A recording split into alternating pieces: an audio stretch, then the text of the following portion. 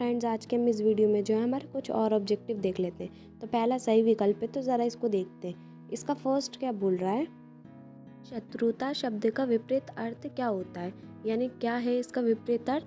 विपरीत यानी विलोम, जो विलोम शब्द होता है वो क्या होता है, शत्रु मीन दुश्मन होता है। तो इसका हो जाएगा सही आंसर मित्रता। तो यहाँ पे 4 ऑप्शन में से सही क्या है, मित्रता। हमारा अगला बोल रहा है कि सही वर्तनी है, यानी जो नाम दिए यहाँ पे नीचे उनमें से जो रिच्चा लिखा है, रिच्चा अब जो है सही आप कैसे लिखोगे।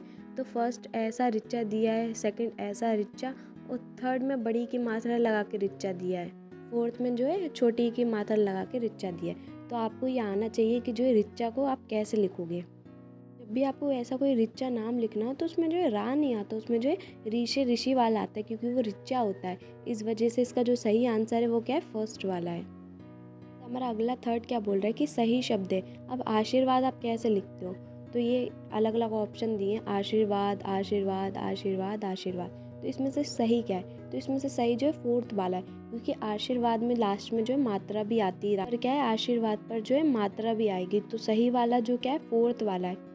में आपको सभी शब्द एक जैसे ही लगेंगे, लेकिन मात्राओं का फ़र्क है।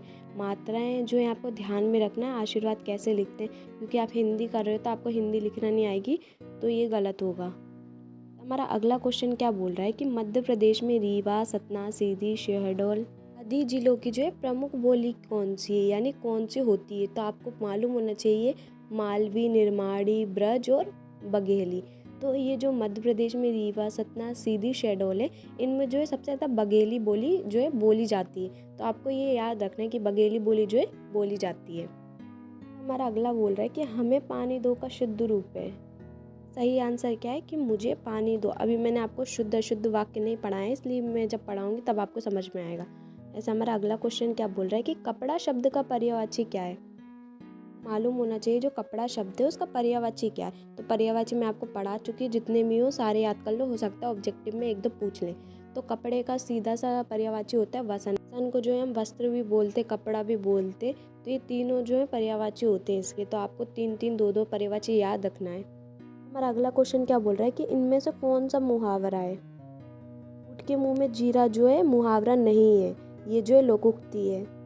यहाँ पे जो अगला लिखा है अदगल गगरी छलकत जाए, ये भी जो एक लोकोक्ति है। और यहाँ पे लिखा है थोता चना बाजे घना, ये भी लोकोक्ति। ये तीनों मैं आपको लोकोक्ति में पढ़ा चुकी हूँ। आगे क्या बचता है, अकेला घी के दिए जलाना। घी के दिए जलाना मतलब होता है खुशियाँ आती हैं तब वो घी के दिए जलाते हैं, तो वही है, इसलिए ये क्या है, मुहावरा है। बाकी ये ऊँट के मुँह में जीरा, अदगल गगरी छलकत जाए और थोता चना बाजे घना लोकोक्ति है।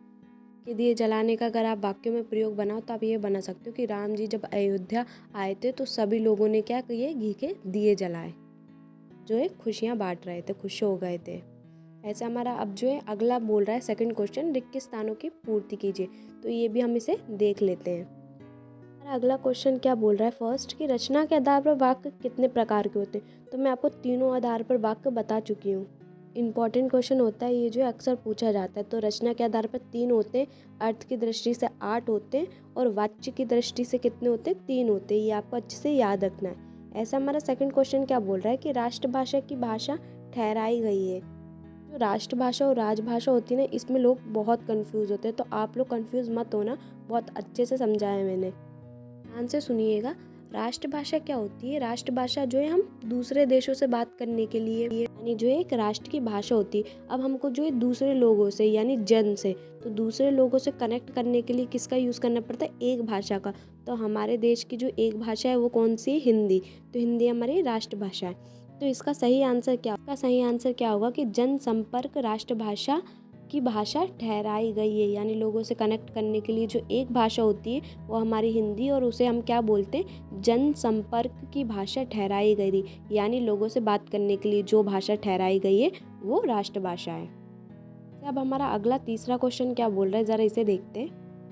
माँ द्वारा सिखाई गई भाषा को डैश कहते हैं। तो जो हम माँ हमारी बचपन से हमें भाषा सिखाती है तो उन्हें क्या कहते हैं। तो माँ और भाषा, आपको इन 2 वर्ड से याद रखना है कि मातृभाषा जो हमारी माँ द्वारा सिखाई जाती है वो मातृभाषा कहलाती है। हमारा अगला क्या बोल रहा है कि जब बोली किसी कारण से महत्व प्राप्त कर लेती तब वे डैश कहलाती। जब कोई बोली होती और जब वो एक शहर से दूसरे शहर या कहीं पर भी जो है उससे बात करो और वो इतना महत्व प्राप्त कर लेती कि जो है हर जगह उसका जो है बोलन चालन होने लगता है, यानी बहुत ही प्रचलित हो जाती है वो क्या कहलाती, तब वो एक भाषा कहलाती। आपने जैसे ऐसी कोई बोली में बात की और वो इतनी फेमस हो गई तो उसे हम क्या बोलते हैं, वही चीज़ हमारी फिर क्या कहलाने लगती है, एक भाषा कहलाने लगती है और उस भाषा का प्रयोग जो है सब करने लगते हैं। को याद रखना है कि जब भी कोई बोली जो है किसी कारण से महत्व प्राप्त लेती है तो वो क्या कहलाती है, वो जो एक भाषा कहलाती है। आपको ये याद रखना है, बोली और भाषा में दोनों में फ़र्क होता है। को इतना याद रखना है कि ये जो है भाषा कहलाती है। ऐसे हमारा अगला क्वेश्चन क्या बोल रहा है कि यदि वह आता तो मैं चला जाता। यह वाक्य डैश वाक्य है। वाक्य को आप ध्यान से देखोगे, मैं आपको जो वाक्य पढ़ा चुकी हूँ, ये अर्थ की दृष्टि के वाक्य का ही जो एक पॉइंट है। तो यहाँ पे क्या बोल रहा है, ध्यान से देखिएगा, यदि वह आता तो मैं चला जाता। अगर वो आता तभी तो आप जाते ना, तो इसका मतलब क्या है, वो एक संकेत दे रहा है कि यानी ये संकेतवाचक जो है वाक्य का जो है उदाहरण है।